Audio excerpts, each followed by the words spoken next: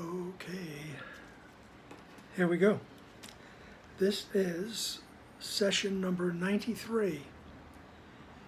We are still in chapter 12. This is the last section of chapter 12. All right, this is section number 8. It's on page 233 in the text, and it is entitled, The Attraction of Love for Love.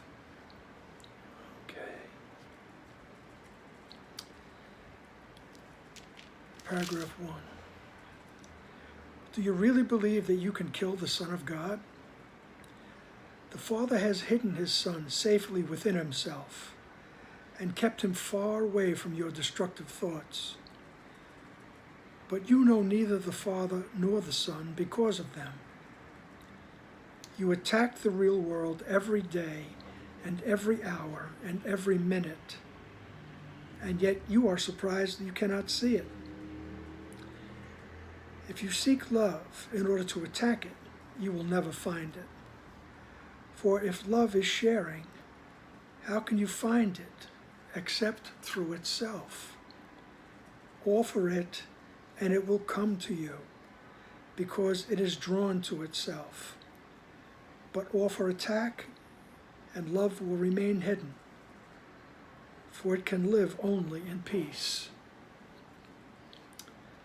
Okay, once again, remembering that, to me, this entire text is written like a big poem. Right? It has a lot of elements of poetry in it. Right?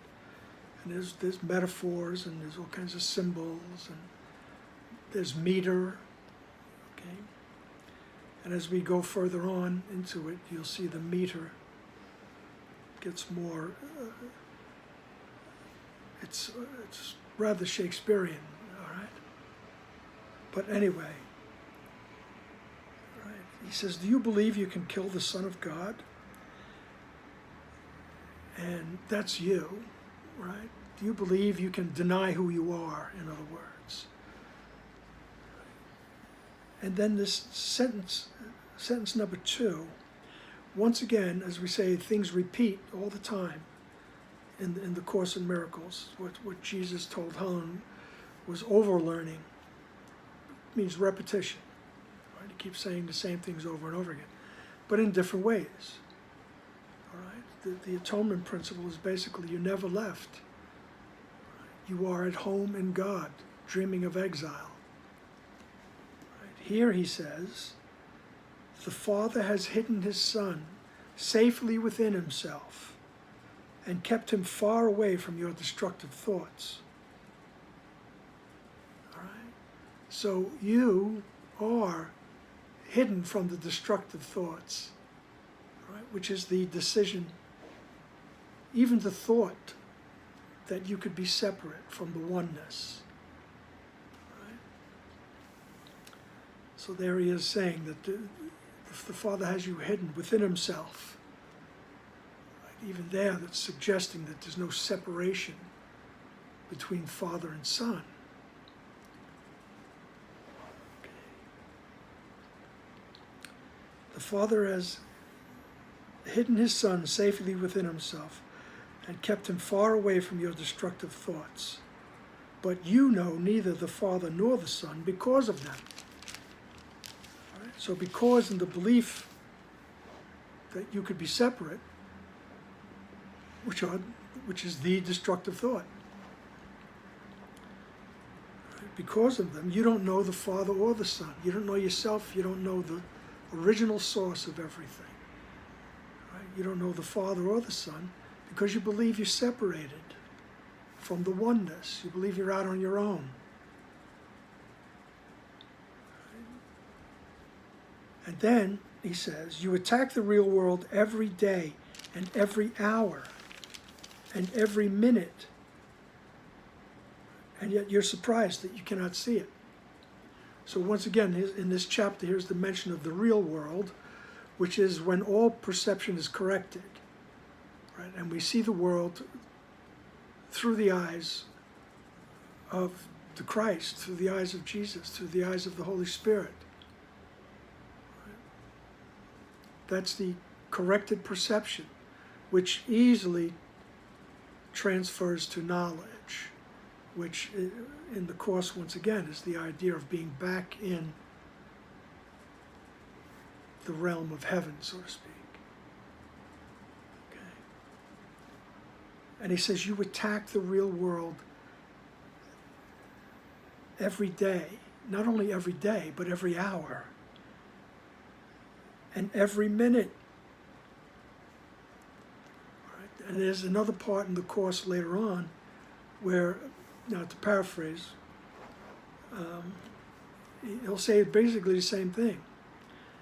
Every day, every hour, and every minute that the hour holds, you are but reliving the time when terror took the place of love. So he's telling us, basically, there's no past, present, future. There's only right now. So right now, we're making that decision to believe that I'm separated from God. All right? And we could tell by the effects, of the decision. Is peace in your awareness? Okay. If not, most likely you believe you've separated from God. All right? And as the immortal Joey Dukuzi would say, it doesn't make you bad. Right? It just makes you miserable. It doesn't make you a bad person. Right? It just makes you experience a difficult existence. Right? That's the effects of that decision. And he says you're making it every moment. Okay? And the idea is to slow down and notice, oh, I must be being led by the wrong guide. Right? I must have chosen the wrong thought system. Right? Then you bring it back and you say, help me to see correctly. I'm willing to have my perception corrected. Right? And then we practice in those moments. And guaranteed that in one of those moments, the real world will open up to you. Right? And until it does, you'll see that with practice, you start to get a little less anxious, a little less angry, a little happier. Right? Your family is actually happy to see you. Excuse me. But he says it's every moment, every day, every minute. All right? If you seek love in order to attack it, you'll never find it.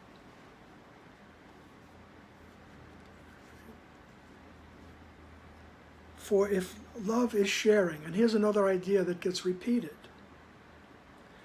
For if love is sharing, how can you find it except through itself? Offer it, and it will come to you, because it is drawn to itself. Right? Offer love, and it will come to you, because it's attracted to itself. It's your natural state of being. Okay? It's your true self rising up to allow love to not only engulf you, but to come through you, and you offer it. But offer attack, and love will remain hidden. So, if we adhere to the belief that we're separated from God, and we make our way through this experience, this human experience, he says love's going to hide itself because you're living under the auspices of the original attack. The original attack being, no, I'm not part of the oneness. I refuse. All right? Because love can live only in peace. Right? So love recedes from our awareness when we're not in peace. Right? That's why Jesus says the focus of this book is peace. We need peace of mind so that love can resurface. Okay? We can become aware that we are surrounded and engulfed, and we are love. Right? And remember, love is sharing. Right? So what he means by that is, all right, I think this guy is this, that, and the other thing, and he did this to me, and how could he do that? And after a while, it's a miserable day that you're having, right? Because you keep reliving the incident over and over again. Right? First of all, to prove that you're right and prove that he's wrong, and the next time you see him, you're going to do this and that, and you should have done this and that, and you're going through this all day. Right? Until you say, wait a second, this is the result of believing I'm separated from God. I'm willing to see the other. I'm willing to see his innocence. In other words, I'm willing to have my perception corrected. Okay? Help me to do that. Right? That's offering love. Right? By being willing to have your projection of guilt taken back and retranslated. Transposed, right? With some kind of alchemical process or something. Things just change because you're willing. Right? You're offering love. Offer it and it will come to you because it's drawn to itself. Right? Love recognizes love and rejoices.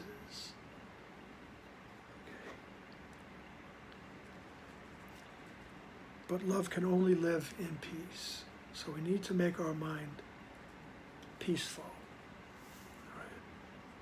We need to have our projections corrected. My perception has to be corrected. Right? I don't correct it. I ask for my higher self, the deeper I, Jesus, Holy Spirit. Ask for help. Help me. I'm willing to see correctly. Okay. Paragraph 2. God's Son is as safe as his Father, for the Son knows his Father's protection and cannot fear. His Father love holds him in perfect peace, and needing nothing, he asks for nothing. Yet he is far from you, whose self he is, for you chose to attack him, and he disappeared from your sight into his Father. He did not change, but you did. For a split mind and all its works were not created by the Father, and could not live in the knowledge of him. All righty then. God's Son is as safe as his Father. And he knows his Father's protection and cannot fear. That's your natural state. That's all of our natural state. We're just aware of the Father's protection, and you cannot fear. His Father's love holds him in perfect peace. And you don't need anything. So you don't want anything. You have everything. You are everything. Yet, this higher self is far from you. Far from me. All right? You, meaning all of us. Right? You, meaning also the decision maker, the decision-making part of the mind. Yet he's far from you, whose self he is. Right? He's far from you, but he's your higher self. Right? And he's far from you because you chose to attack him. You chose to say, no, that's not me. I am separated from the oneness. I am an individual. Watch me now. Hey, I am an individual. So he disappeared from your sight, and he disappeared into his Father. Right? And then here's another part of the atonement principle. He says, he didn't change, you did. Right? That split part of the mind. What you believe you are. You believe in this illusion. For a split mind and all its works were not created by the Father. And it couldn't live in the knowledge of him. Once we remember who we are and our relationship to the Father, this all disappears. This self-concept and the world and all the planets. And anybody who lives on any other planet. Right? Everything disappears because it can't live in the knowledge of the oneness. There's no need for it. Paragraph 3. When you made visible what is not true, what is true became invisible to you. Yet it cannot be invisible in itself, for the Holy Spirit sees it with perfect clarity. It is invisible to you because you're looking at something else. Yet it is no more up to you to decide what is visible and what is invisible than it is up to you to decide what reality is. What can be seen is what the Holy Spirit sees. The definition of reality is God's, not yours. He created it, and he knows what it is. You who knew have forgotten. And unless he had given you a way to remember, you would have condemned yourself to oblivion. All right? You who have known what reality is, you forgot. Excuse me again. Because we said, no, that's not who I am. Oneness is not the reality. Right? I am not one with God. I said, no. And I immediately dissociated from that. And therefore, thereby, I forgot.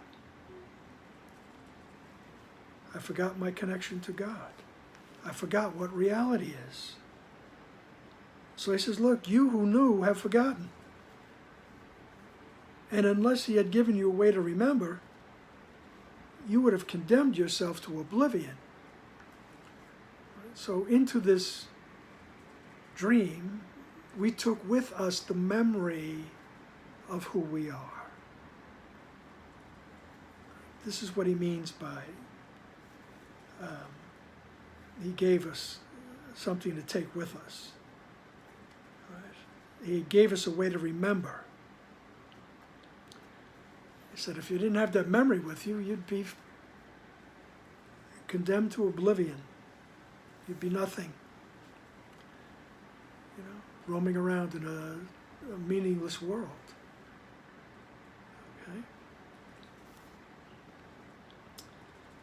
So,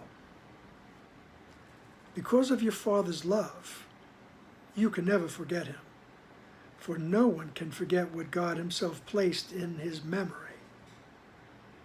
You can deny it, but you cannot lose it. A voice will answer every question you ask, and a vision will correct the perception of everything you see.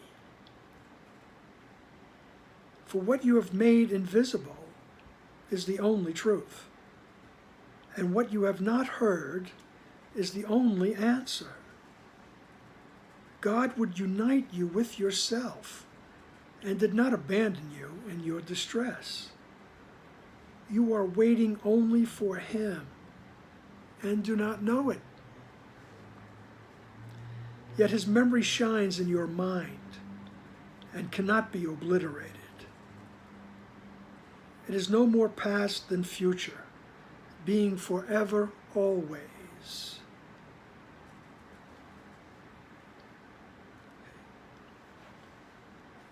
He says it's no more past than it is future. It's always now, and now is always. It is forever always. And that memory shines in your mind and cannot be obliterated, just waiting for us to remember. Okay? And the way we remember is having every perception corrected until we just generalize and cut to the chase. And the peace of God is all we want.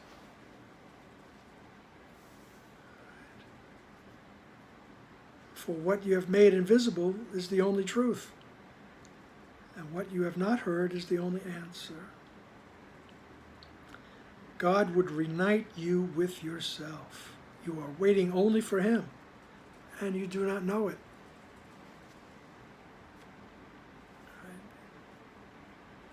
No matter what it looks like, no matter what it looks like, no matter how people act out, they are waiting only for that knowledge of God and their connection to God. And it's guaranteed, sooner or later, no matter how many incarnations it takes, you will remember God. Don't get lazy and rely on reincarnation. Jesus always says, why wait for heaven, really? This is not always a great place to be. All righty then. Paragraph 5. And I really do like that sentence, the end of paragraph 4. It is no more past than future, being forever always. In this moment is eternal. It is forever always.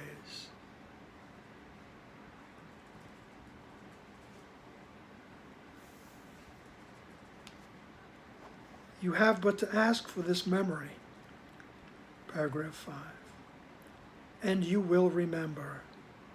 Yet the memory of God cannot shine in a mind that has obliterated it and wants to keep it so. For the memory of God can dawn only in a mind that chooses to remember, that has not relinquished, the memory of God can dawn only in a mind that chooses to remember, and that has relinquished the insane desire to control reality. You who cannot even control yourself should hardly aspire to control the universe. But look upon what you have made of it, and rejoice that it is not so. He said you should be happy that you can't control the universe. He says, look what you've made of it, really. I mean, and the picture is becoming more and more obvious these days. Okay? He said, be happy you can't control the universe. Right? But all you have to do is ask for the memory. Ask for the memory of God, and you will remember. Yet the memory of God cannot shine in a mind that has obliterated it and wants to keep it so. Okay? We have to choose.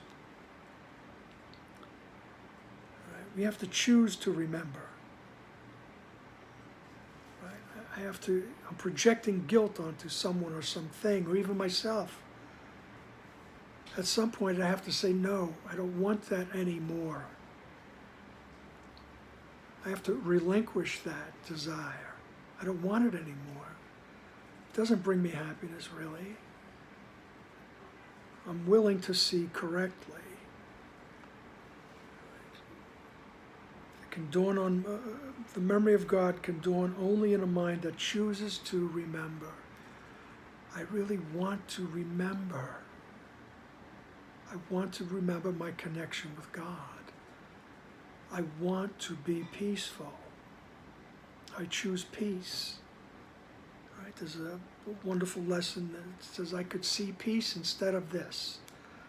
And it's something to practice throughout the day.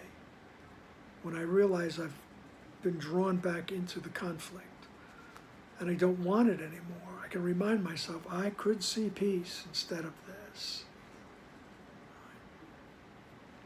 By asking for corrected perception.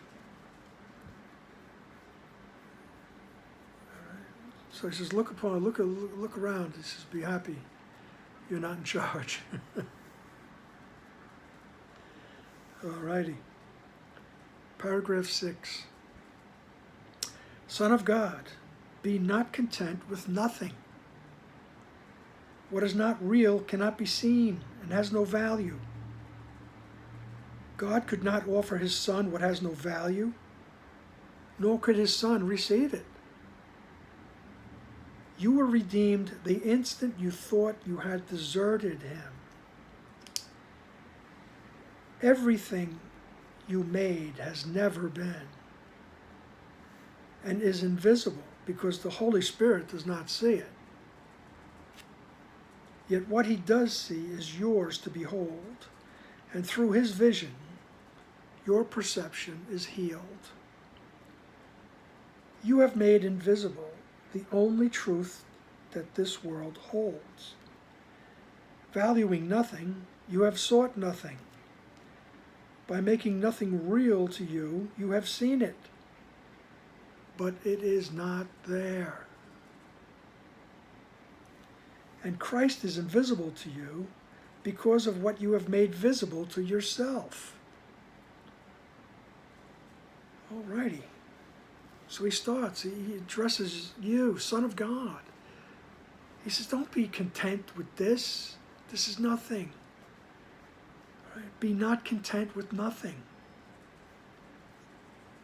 He says, what is not real cannot be seen and has no value. He's reminding us this is not real. Right? Now, once again, be normal. Don't go walking around saying this, this virus is not real. I don't need to take precautions, all right, because this is all an illusion. Be normal. You work your way. You work your way out. Okay. You take the steps.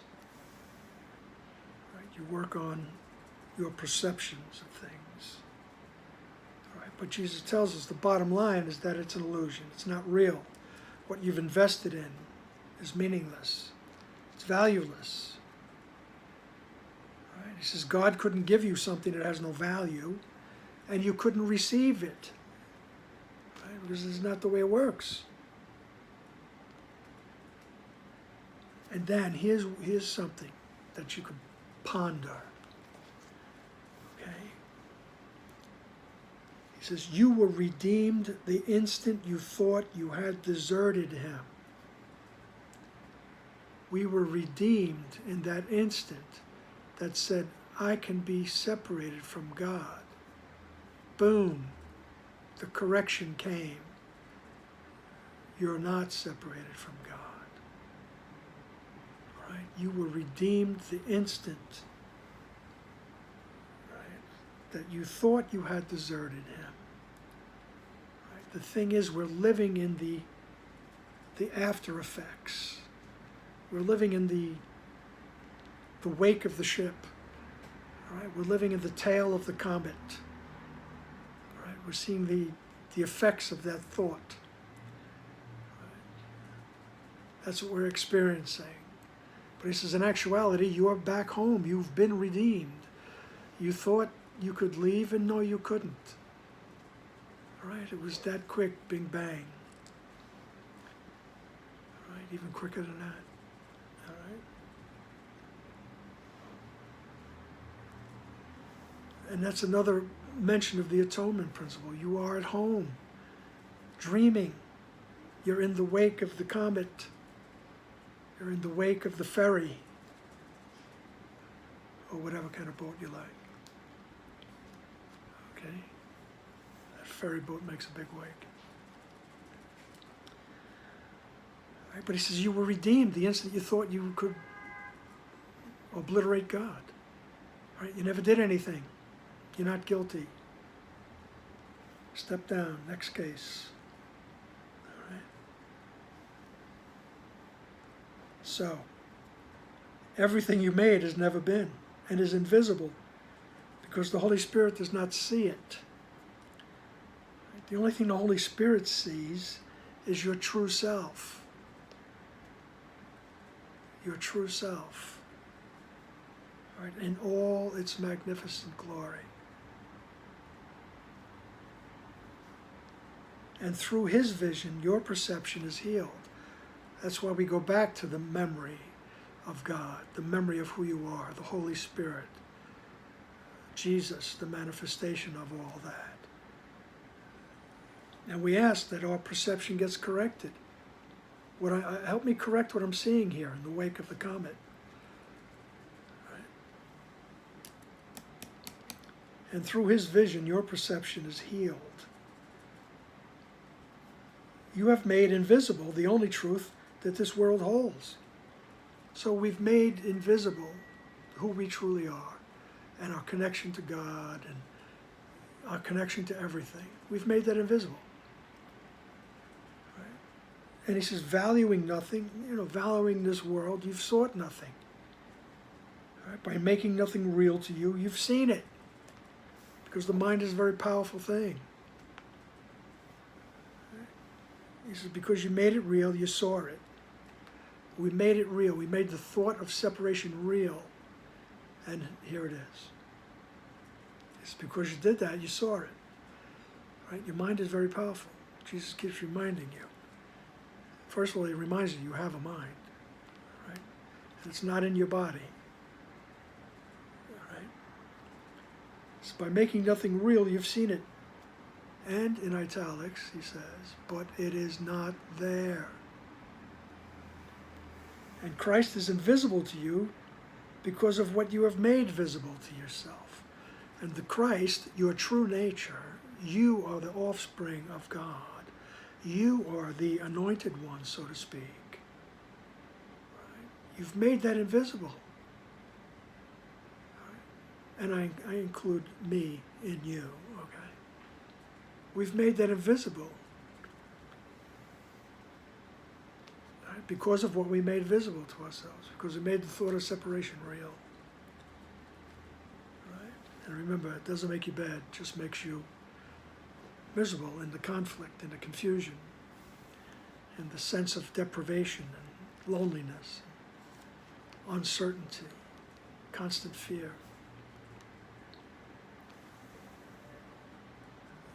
So, and here's a very comforting thought. Paragraph 7. Yet it does not matter how much distance you have tried to interpose between your awareness and the truth. God's Son can be seen because his vision is shared. The Holy Spirit looks upon him and sees nothing else in you. What is invisible to you is perfect in his sight and encompasses all of it. He has remembered you because he forgot not the Father. You looked upon the unreal and found despair. Yet by seeking the unreal, what else could you find? The unreal world is a thing of despair, for it can never be. And you who share God's being with him could never be content without reality. What God did not give you has no power over you. And the attraction of love for love remains irresistible. For it is the function of love to unite all things unto itself, and to hold all things together by extending its wholeness.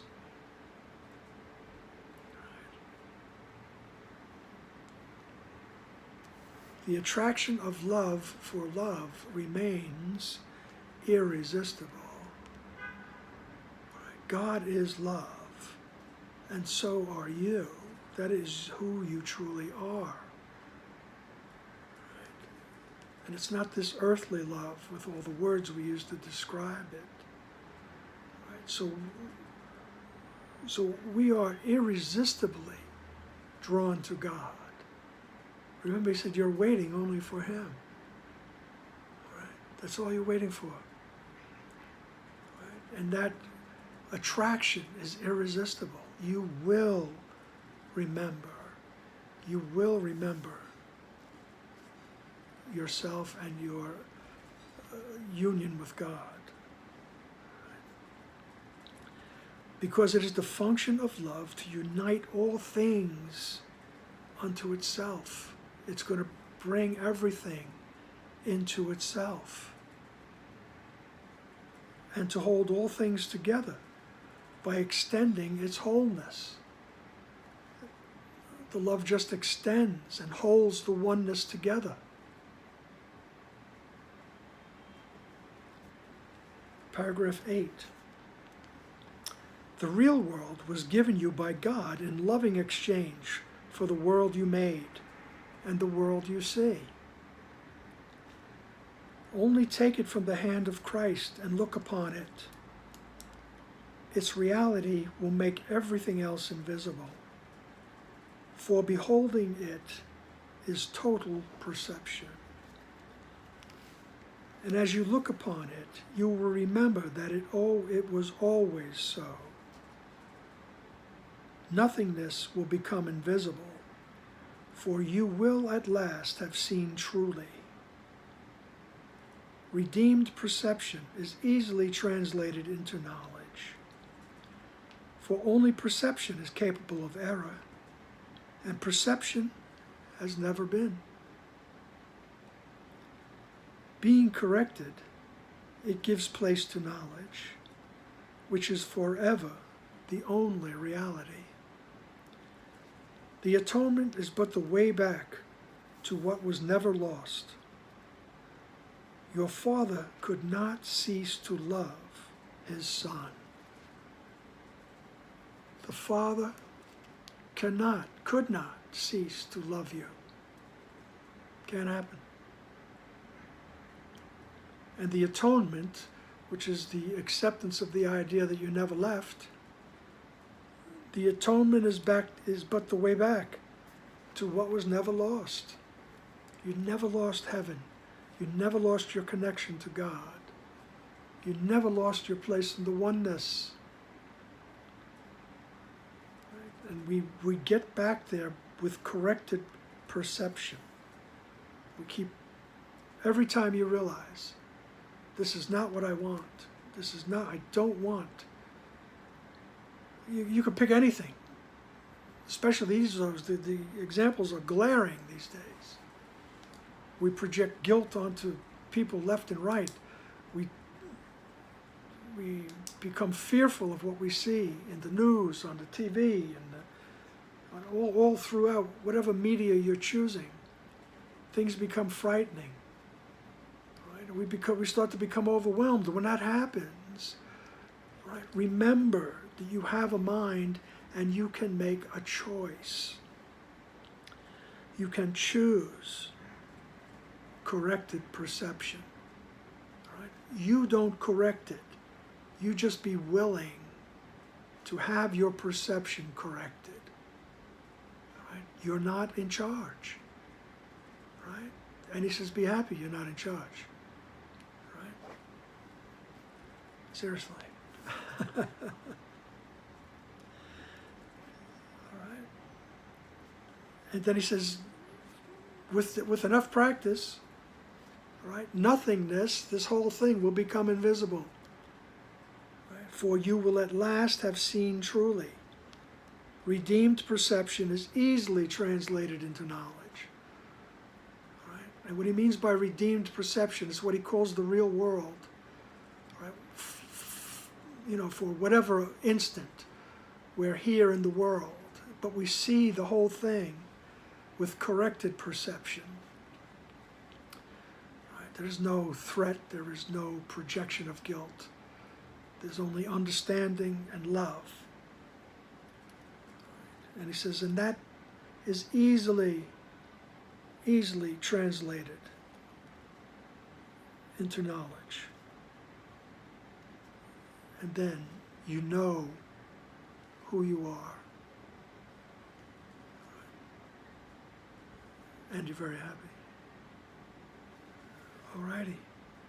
And that's the attraction of love for love.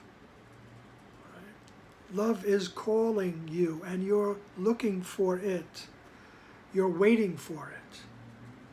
Okay? And we can uncover the fact that it's all around us and it's who we are.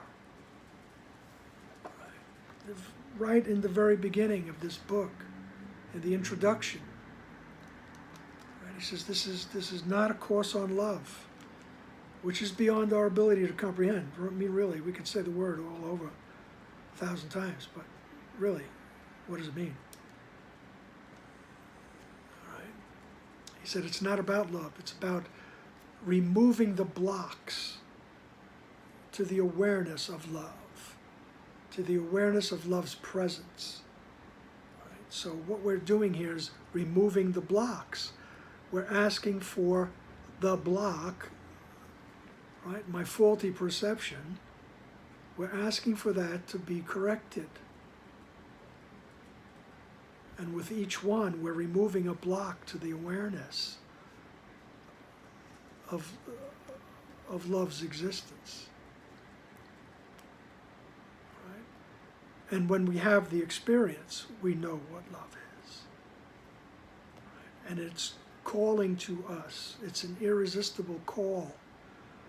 It's what we really want.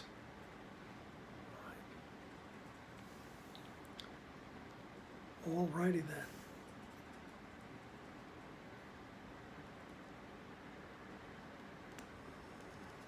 And it's like they say, even Jesus says in the book, don't let the theology delay you.